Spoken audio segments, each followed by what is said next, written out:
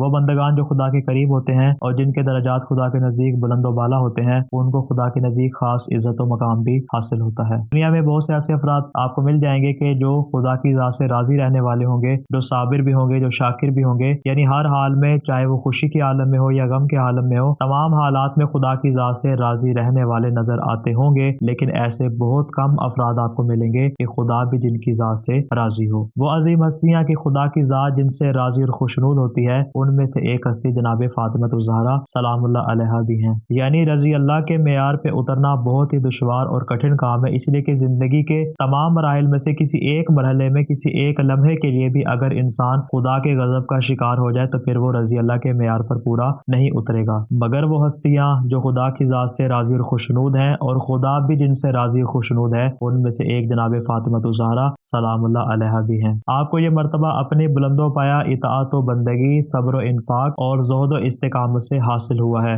لسان المیزان جلد نمبر 3 صفحہ نمبر 275 پہ حافظ ابن حجر عسقلانی نے اس بات کو نقل کیا کہ جب جبرائیل حضرت رسول خدا کی بارگاہ میں آئے اور آ کر عرض کیا، یا رسول اللہ، خدا آپ کی بیٹی فاطمہ سے محبت کرتا ہے، بس آپ شکرانے کے طور پر خدا کی بارگاہ میں سجدہ ادا کریں۔ چنانچہ رسول خدا نے خدا کی بارگاہ میں شکرانے کے طور پہ سجدہ کیا۔ اسی طرح میزان الاعتدال جلد 2 صفحہ نمبر 26 پہ علامہ ذہبی نے اس بات کو نقل کیا کہ جب جناب سیدہ فاطمہ الزہرا سلام اللہ علیہا کی ولادت باسعادت ہوئی تو جناب جبرائیل رسول خدا کے پاس آئے اور آ کر کہنے لگے، خدا کہہ رہا ہے کہ وہ آپ اور آپ کی اس نوزائیدہ بیٹی پر سلام بھیجتا ہے۔ پوری کائنات صبح و شام ہر لمحے میں، چاہے دن ہو یا رات ہو، خدا کی ذات کو سلام بھیجتی ہوگی، مگر خدا کی تنو تنہا ذات، یکتا و بہمتا ذات جس ہستی پر درود بھیجے اسے فاطمہ الزہرا کہتے ہیں۔